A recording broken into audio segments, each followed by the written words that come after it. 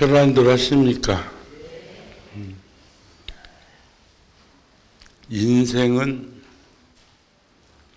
초대하지 않았어도 저 세상으로부터 이 세상을 찾아왔고,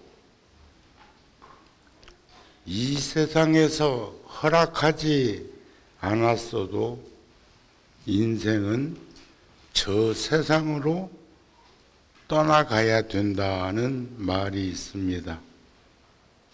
인생은 찾아온 것처럼 그렇게 떠나가는 것인데, 하루하루 살아가는 세월 속에서 참 많은 이들은 이런 이야기 저런 이야기들을 하면서 살고 있습니다. 엊그저께가 입춘인 듯 하지인 듯 추분인 듯 했는데 벌써 동지입니다. 소설, 대설, 동지요.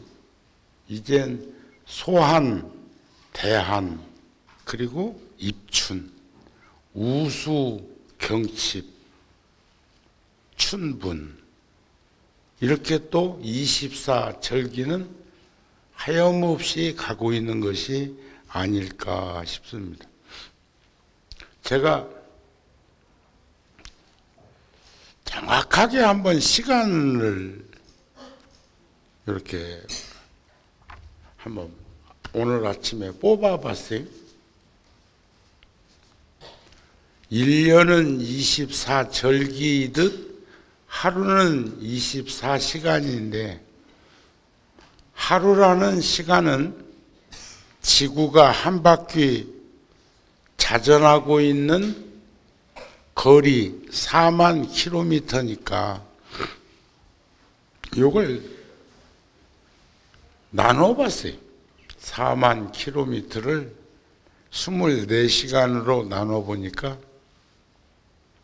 1시간에 1666킬로미터를 지구가 돌고 있어. 그걸 또 나눠봤어요. 1분에 27.75킬로미터를 또 돌고 있어. 또 나눠봤어.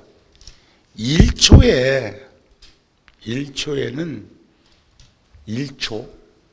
1초는 1분이 60초인데 27.75킬로미터를 나눠보니까 1초에 464.5킬로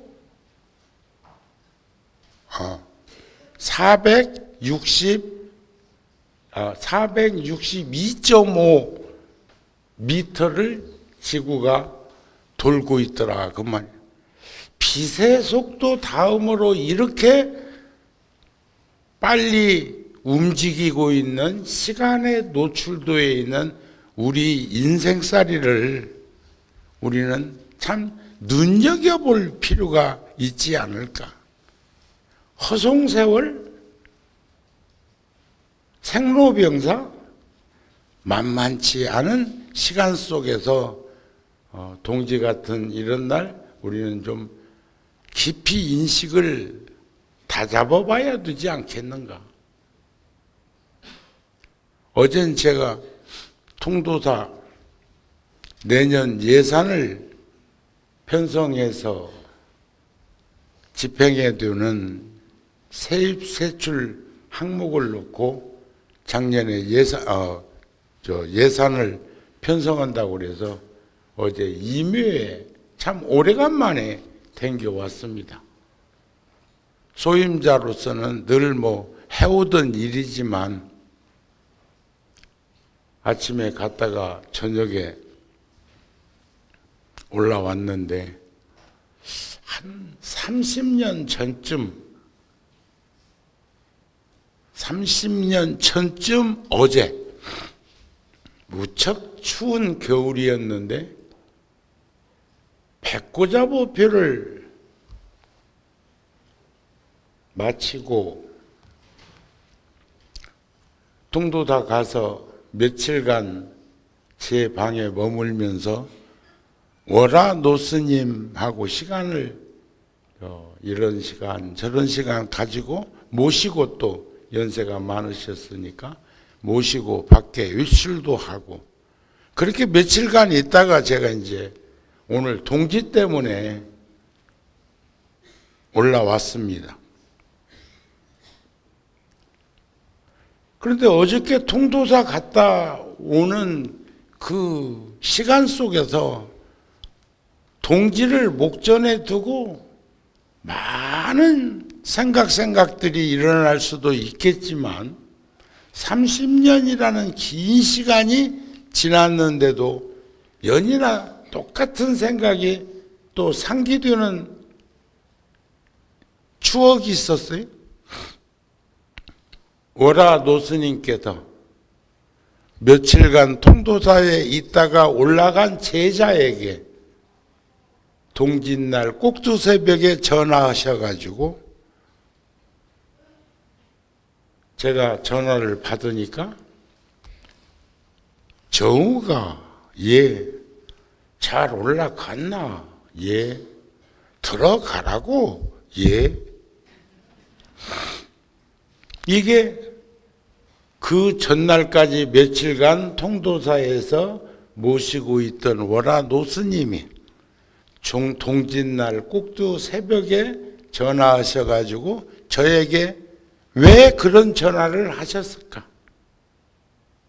전 오늘 아침에 나도 적은 나이가 아니잖아요.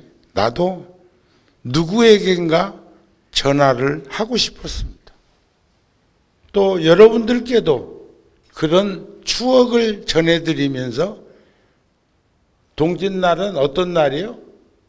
1년 중에 맨 끝자락의 시간이기도 하고 내년을 향해서 가는 첫 시간이기도 하고 마치 오늘 밤 자시가 밤 11시에서 1시 사이인데 자시가 그건 오늘 끝 시간이기도 하고 내일의 첫 시간이기도 한 그 시간과 같은 시간 아니겠어요?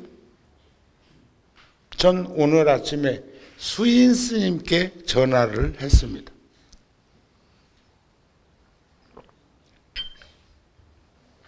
수인 스님 누군지 아시죠? 우리 천막법당일 때 벌써 33년 전쯤 천막법당이었을 때 통도사 선원에서 결제를 하고 계시다가 해제하고 월화 노스님께 인사를 드리고 길손이 되어서 떠나야 될 때 불현듯 스님께서 서울의 구룡사에 정우가 애들 데리고 혼자서 그 허허벌판에서 살고 있는데 어찌 사는가 몰라 하고 스님께 그런 말씀을 왜 하셨을까?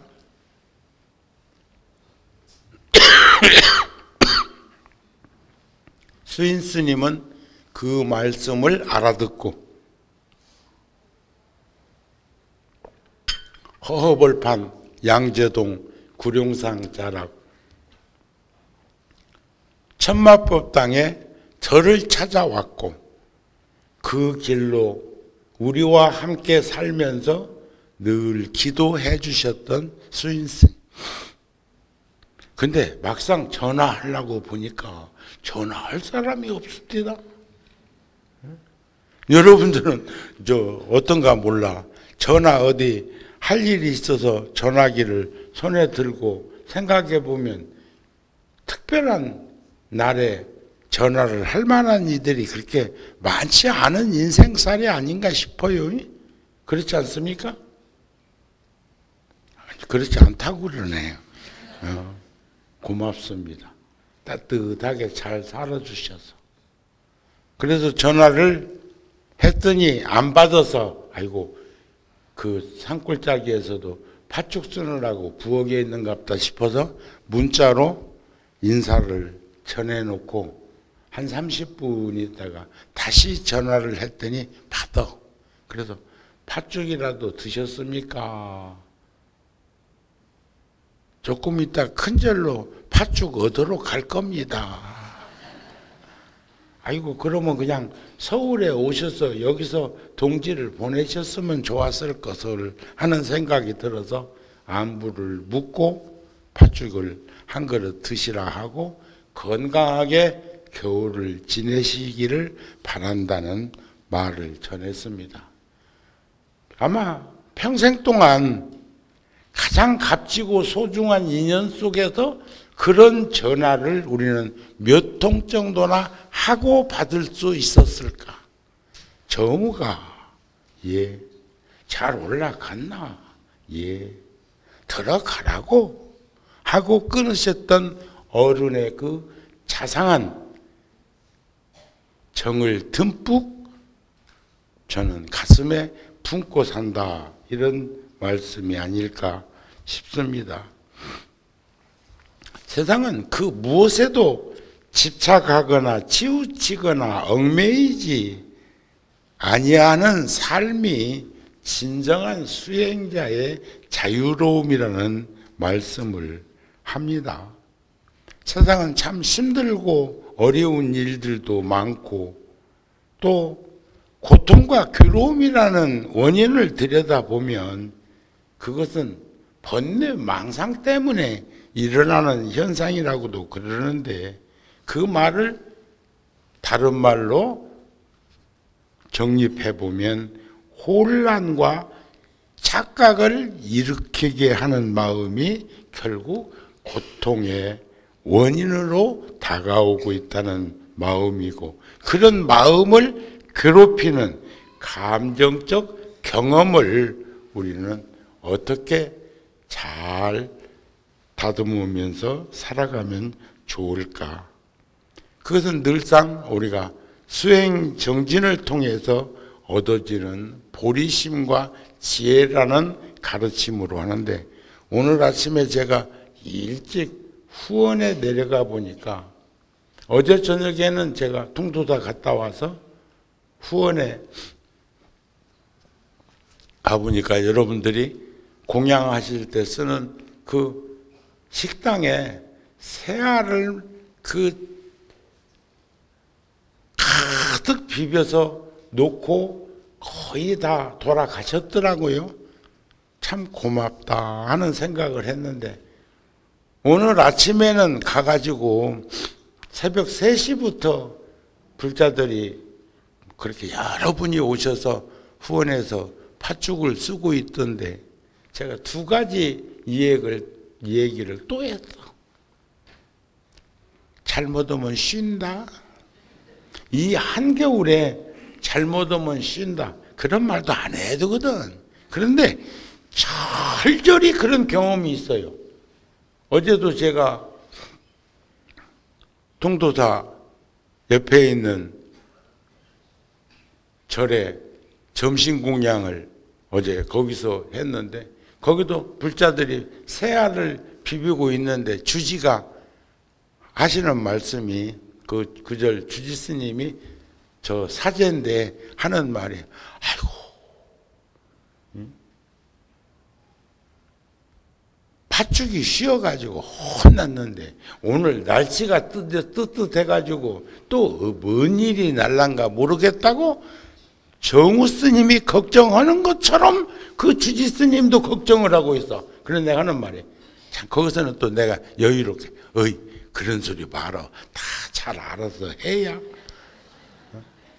다 잘 알아서 하지만 현실적으로는 그런 일이 그 절에도 있었다는 생각을 나한테 전해주니까 정우 스님도 꾹 묻어두고 그냥 끝까지 갔어야 되는데, 오늘 아침에 가가지고 아이고 팥죽을 잘못 오면 쉬는 거 아는가 모르겠다.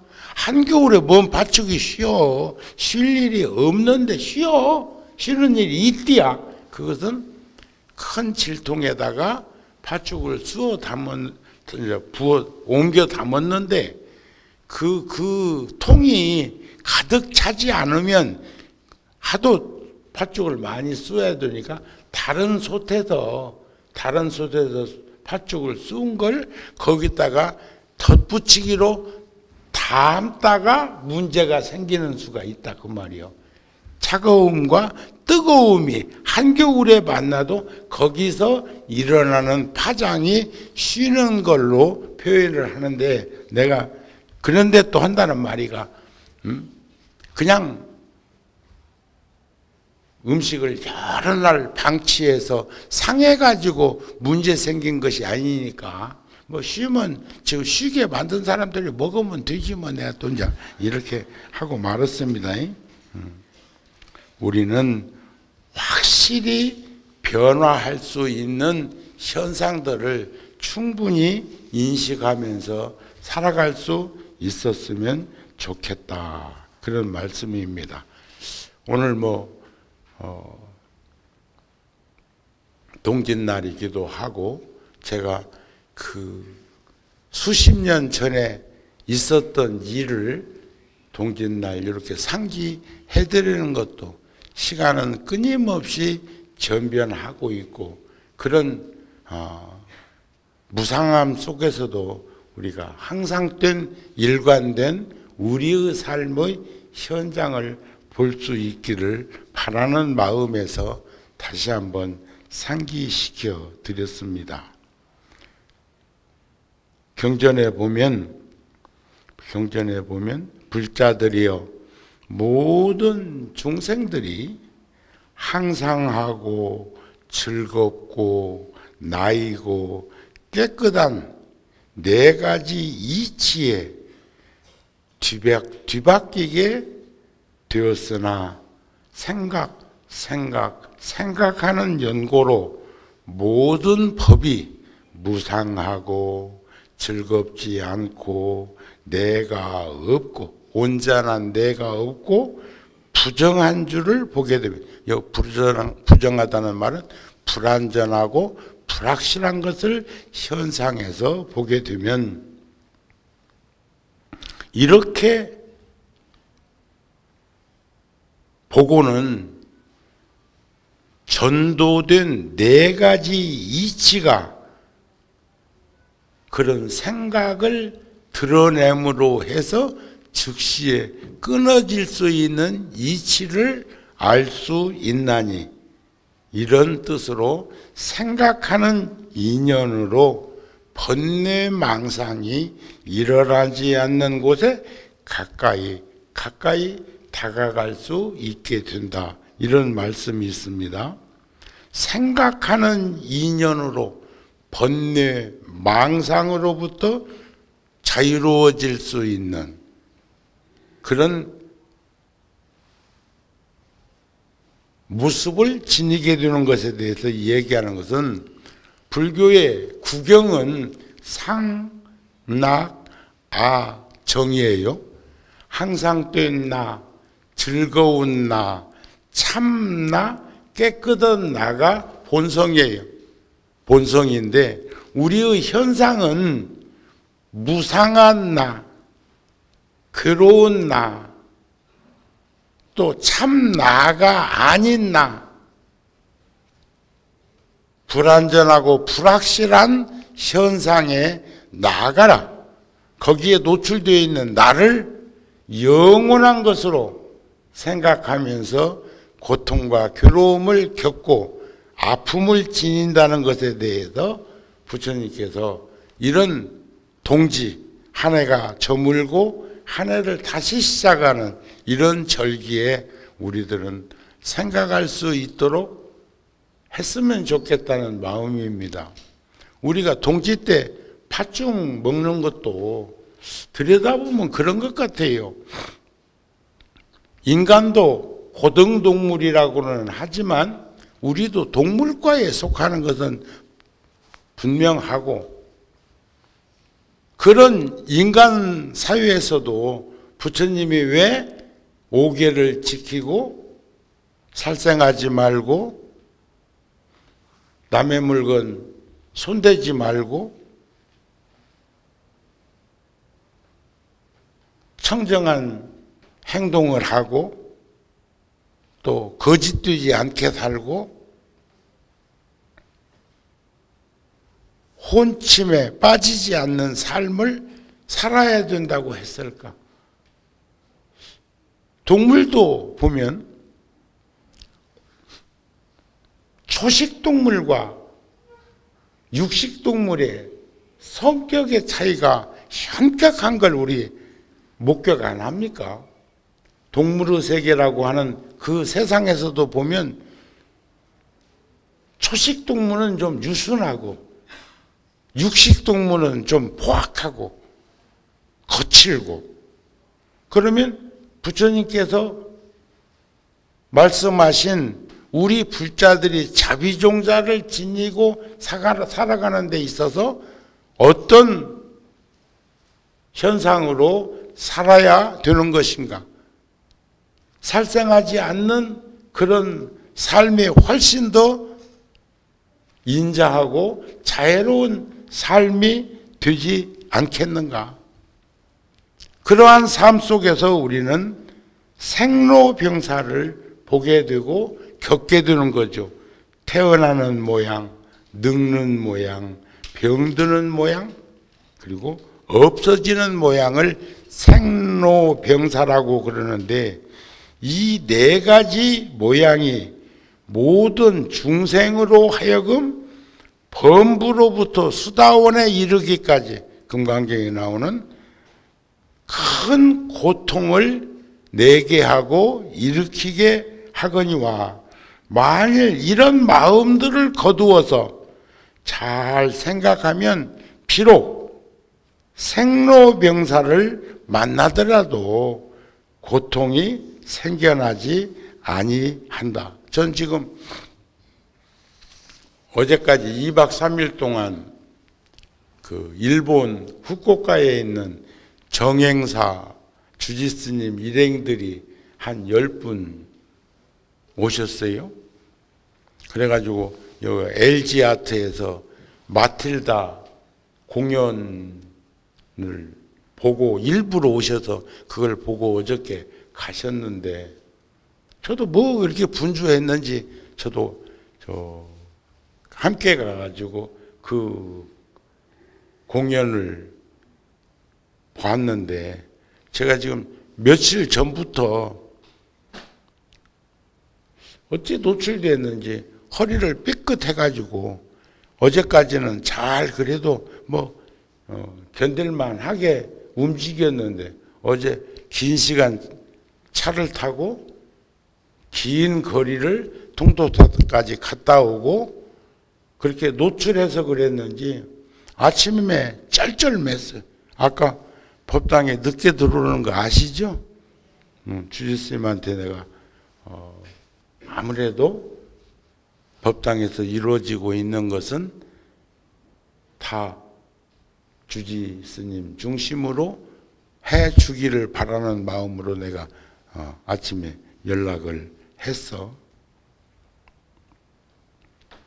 그게 생로병사에서 겪어지는 그런 일들인데, 그것을 우리가 그냥 당연한 귀결점으로 받아들일 수 있는 것하고 그렇지 못한 것하고는 분명히 다를 거라고 생각은 합니다. 우리의 삶이 정신적으로나 육체적으로, 그래서 전 제 스스로에게도 늘 말하기를, 고단한 인생은 육체적인 거죠. 고단한 인생은 분주하게 살다 보면 고단한 인생은 될 수가 있지만 고달픈 인생은 살지 말자. 정신적으로 피폐해지는 고달픈 인생은 안 살았으면 좋겠다. 우리의 삶이 괴로운 것은 정신적으로는 바로 나라는 것이 있기 때문에, 나, 아집과 편견과 이런 것들 아닐까요? 나라는 것을 드러내지 않으면 고통과 괴로움도 없게 되는 것인데, 우리들은 나라는 것이 있어서 항상 우리의 삶이 괴롭고 고통스럽고 하다는 이야기를 하는데, 그런 것들이 결국은 모든 번뇌의 근본이 되더라.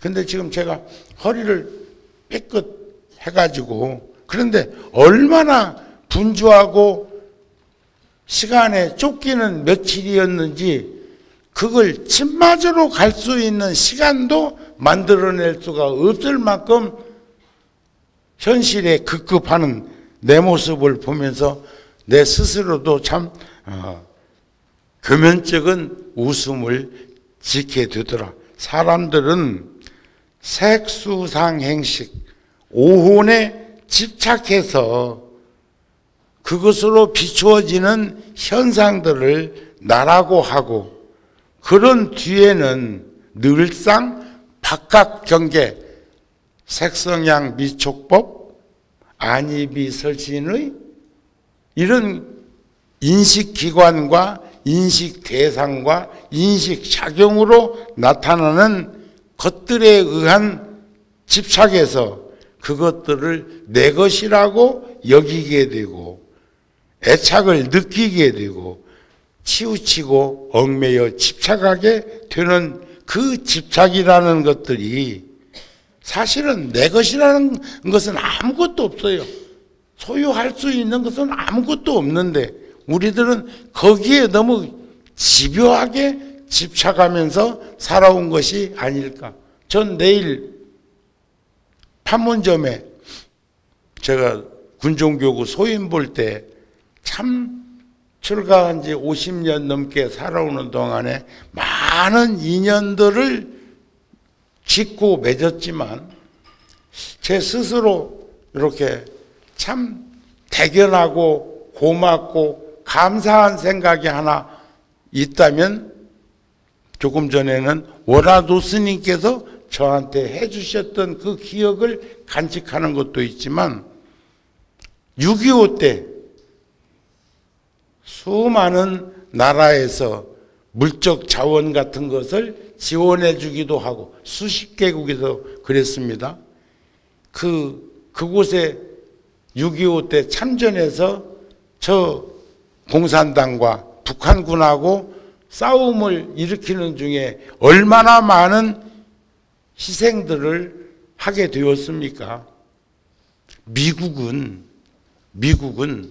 6.25 때 우리나라의 연 인원 180만 명 정도의 군인들이 한국전에 참전했더라고요. 16개국이라고 하는 나라에서 그 많은 젊은이들이 한국전에 참전해서 알지도 못하는 저 변방의 땅끝에 와가지고 전쟁을 해서 자유민주주의를 잃어버리지 않게 했던 그 군인들에게 제가 JSA라고 하는 판문점 중립국 남북 공동 경비 구역 안에다가 무량수전이라고 하는 법당을 짓고 16개국의 참전용사 위패를 모시고 600관 평화의 종을 달아서 평화를 염원할 수 있는 그런 인연을 그곳에다가 심을 수 있도록 해주었던 많은 분들이 있어서 그 일을 할 수 있었는데, 그 절 이름을 지차고 저한테 제안이 들어왔어요. 그 절 이름. 그냥 법당은 아미타 삼존부를 모시고 그곳에다가 16개국 위패를 모셨고 우리나라의 군인과 경찰과 학도병과 민간 희생자들을 위한 위패를 모셨는데, 불현듯 한미연합사 한국사령관인 별넷 사성장군 김병주 장군이 나한테 스님 절 이름 하나 지어주세요 하는데, 마치 생각하고 있었던 것처럼 탁 튀어나온 이름이, 한국으로는 절 이름이 유엔사, 영어로는 부디스 유엔 부디스 템플. 어때? 이름 이뻐요? 응? 16개국의 참전 용사들의 희생자를 모신 법당이니까 그곳을 유엔군이라는 이름과 불교라는 이름과 사원절이라는 이름을 합성해서 유엔 부디스 템플이라고 했는데 내일 그 현파식 하러 갑니다.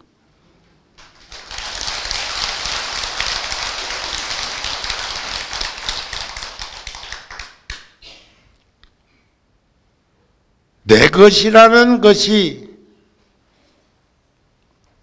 세상에는 아무것도 없는 것인데 내 것이라고 하는 아집과 편견으로 인해서 속박당하고 살아가는 우리들의 경계 속에서 그런 값지고 소중한 인연을 밖에 드러낼 수 있도록 인연을 맺어주신 분들이나 그런 생각을 행동으로 옮길 수 있도록 할 수 있었던 그런 일들은 참 어쩌면 사바세계 인생살이 속에서 값지고 소중한 일들이 아니었을까 싶은 마음이 든다는 겁니다.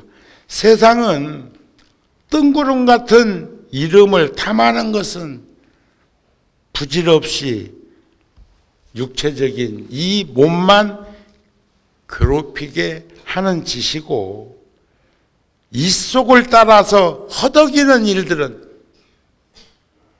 이익을 향해서 수단 방법 가리지 않고 중상모략하고 시기질투하고 권무술수 쓰고 방법을 총동원해서 자기의 이익을 위해서만 살아가는 그런 이기적이고 편협한 생각으로부터 우리는 헐떡거림을 놓아야 될 것인데 그런 인생살이라는 것은 참 어떻게 보면 거푸집에 불을 붙이는 격이 아닐까 하는 게 선문 자료에도 나오는 말씀입니다. 저는 여러분들에게 불교가 인생과 다르지 아니하듯이 부처님의 가르침은 세간을 떠나서 있는 것이 아니라는 것. 그래서 사실 동지도 불교에서 파생된 건 아니잖아요. 아까 말씀드리다 말했지만 육식, 채식, 서양 사람들의 사고는 피의,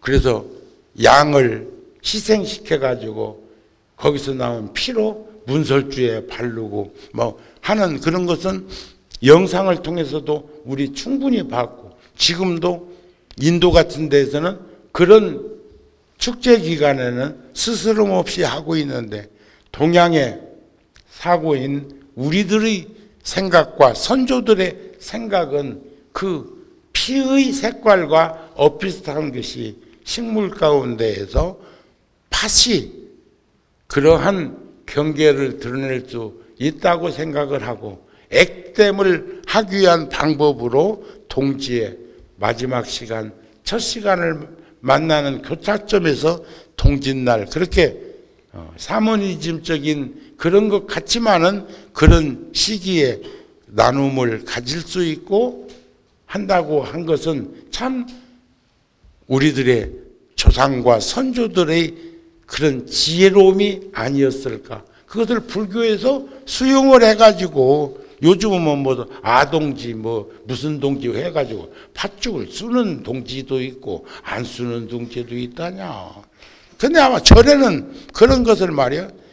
우리 어렸을 적에 보면 단골 어미가 하던 것처럼 우리는 거기에 무슨 공달에 윤달에 뭘 할 적에도 그건 공달이니까 아무 문제가 없을 거라고 하는 불교적으로 보면 일체 유심조인데 그렇게 생각을 하고 위로를 하고 하는 것처럼 그런 걸 다 포괄적으로 통괄해서 절에서 다 해주고 있는 그런 것만 해도 불교는 이 사회에 크게 보탬이 되는 일들을 하고 있는가 아닌가 싶습니다.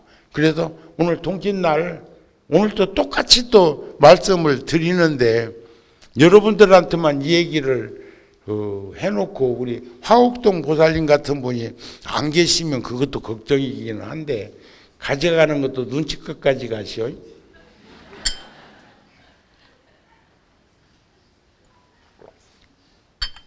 후원에서는 열심히 준비해가지고 골고루 나눌 거라고 하는 나눔을 표현하고 있는데 너무 막 일방적으로 몰아붙이면서 내놓으라고 하면 그 후원에서 봉사하는 분들도 여간 일이 아니고 그 전에 여기 30년 넘게 함께 살으셨던 그 화곡동 노보살님 같은 경우는 막 한 가닥 하시는 분이라 다 알아서 잘 하셨지만 다 그리운 이들이 우리들 주변에는 참 많습니다.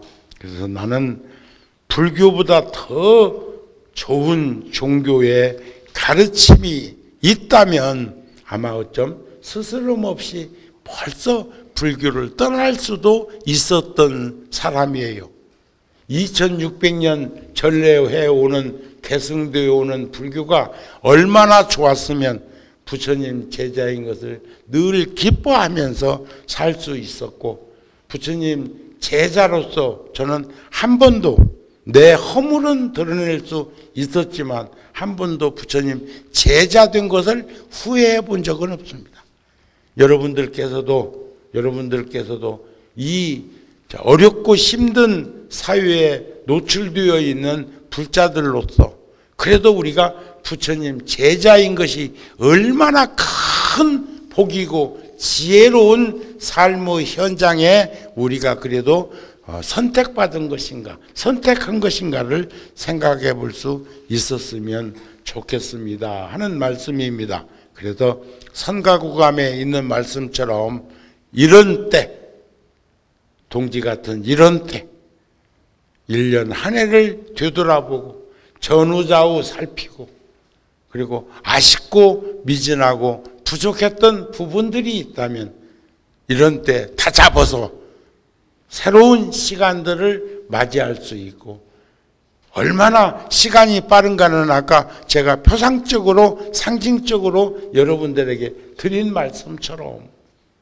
물론 빛의 속도는 초당 1초에 30만 킬로미터를 빛이 투사한다고는 하지만 현상계에서 우리 인생의 속도도 얼마나 빠른 것인가는 상상할 수가 없단 말이에요.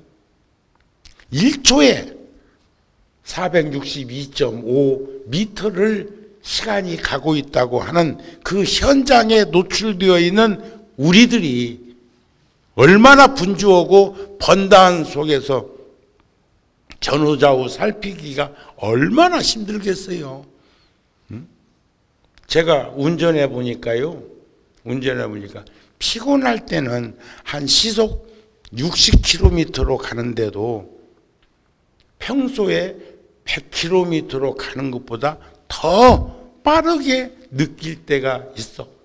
정신없이 매달려서 가는 그런 인생이 아니라 허물이 있으면 늘 전후좌우 살피면서 참여도 하고, 잘못한 일이 있거나 잘못된 일이 있으면 부끄러워할 줄 아는 인생이 되고, 이것이 바로 장부의 기상이요. 허물을 고쳐서 스스로 새롭게 나아갈 수 있다면, 우리 연불에도 천수경에도 안 나옵니까? 죄무자성, 종심기, 심양멸시, 죄욕망, 죄망신멸, 양구공, 시증명이 진참이. 진정한 참여라는 것은 자성이 없어. 그 허물이라는 것도 영원한 것이 아니요.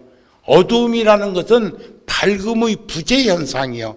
밝음이 비치면 어두움은 저절로 사라지는 것처럼 우리가 그러한 삶을 살아갈 수 있다면, 참여라는 것은 지은 허물을 스스로 뉘우쳐서 다시는 범하지 않겠다고 다짐하고 맹세하듯 살아온 시간들 되돌아보면서 전후좌우 살피면서 오늘 같은 날 부처님 도량에서 기도하고 팥죽이라도 한 그릇 나눠 먹고, 또 집에 건강이 좋지 않다든지 연세가 많은 어른이 계시다든지 하면 서로 내가 그걸 먹지 아니하고도 그것을 그 가족에게 갖다 줄 수 있고 나눌 수 있는, 나누어 줄 수 있는 그런 도량에서 우리가 살아갈 수 있다면 얼마나 복된 그런 모습이 아니겠습니까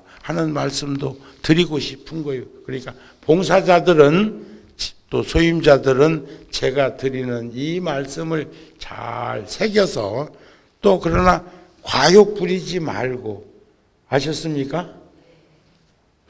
그것도 바라보면서 이 얘기니까 그것만 예하지 여기는 꼼짝달짝도 안. 인생은 꿈이 있어야 하고, 인생은 희망이 있어야 하고, 인생은 장래가 보장되어야 하는데, 우리들이 노출되어 있는 사바세계 오타각세는 불안전하고 불확실한 삶의 현장에서, 참 어제도 제가 직접 듣지는 못했는데 어느 스님이 그래요. 화천, 강원도 화천에 아들 훈련 받고 끝날 무렵에 면회 갔다가 온 가족이 먼 길에서 운전하고 오다가 미끄러져서, 강원도는 추운 곳이니까, 그래서 어디하고 부딪혔는지는 영상으로는 볼 수 없었지만 그 뉴스를 들은 것을 저한테 전해주는데 마음이 저릴 만큼 아팠어. 온 가족이. 전방에 우리가 사실 남북이 분단되어 있지 않고 하면 이렇게 많은 젊은이들이 군에 갈 일도 없고, 다른 나라처럼 지원병 제도로 간다든지 하면 가기 싫으면 안 가면 또 될 건데, 허기야 뭐 저 같은 경우는 지금 젊은이들은 21개월, 20개월도 길고 곧 이제 1년 반 의무복무 하면 된다고 얘기하는데, 저만 해도 34개월 보름이나 전방에서 있었다. 34개월 보름, 그러면 만 3년이나. 그래도 부처님 가피와 이실력으로 저는 부처님 가르침을 전하는 그런 현장에서 근무하다가 왔지만, 그런 일들이 끊임없이 반복해서 여기저기서 불뚝불뚝 죽을 듯이 일어나는 현장에 우리들은 인생은 꿈이 있어야 하고 희망이 있어야 되고 장래가 보장돼야 된다고 하는 그런 마음가짐으로 힘차게 용기 있게 지혜롭게 살아갈 수 있는 우리들이 되었으면 좋지 않을까. 언제부터인가 우리들에게는 꿈은 점점 소멸되어 가고 있다고들 하죠. 그러나 보살은, 불자들은 두 가지 일이 있답니다. 하나는 스스로 알기 위해서 물어야 하고, 또 하나는 다른 일을 알게 하기 위해서 묻는 거죠. 정우 스님이 동지 때만 되면 월화 노스님께서 저에게 전화 한 통 주셨던 것을 여러분들에게 상기시켜 드리는 것은, 우리도 어른 스님이 하신 것처럼 우리도 그렇게 자상하고 인자하게 또 따뜻한 기운을 가족들에게 전해주면서 살았으면 좋겠다는 마음이 들어서 상기하는 거예요. 정우가 잘 올라갔나? 들어가라고? 전화 톡 끊겼어. 그런데 그 속에는 수없는 따뜻한 자비로운 인자한 그런 관심과 배려가 배어 있는 것을 여러분들은 느낄 수 있지 않겠습니까? 하는 그런 말씀을 드리고 싶은 겁니다. 아셨습니까? 아셨습니까? 그래서 살면서 정신없이만 살지 말고 늘 살아온 시간 뒤돌아보면 아쉽고 미진하고 부족한 것 많고 많지만 그래도 우리는 힘과 용기와 지혜를 드러내면서 살아갈 수 있는 전후좌우를 살필 수 있는 관심과 배려를 드러낼 수 있는 그런 인자함을 잃지 않는 그런 우리들이 되어서 가족들에게 훈훈한 기운들을 봄 기운처럼 담아 주었으면 좋겠습니다 하는 말씀으로 동지 법문 마칩니다. 늘 건강하시고요. 행복하십시오. 성불하세요.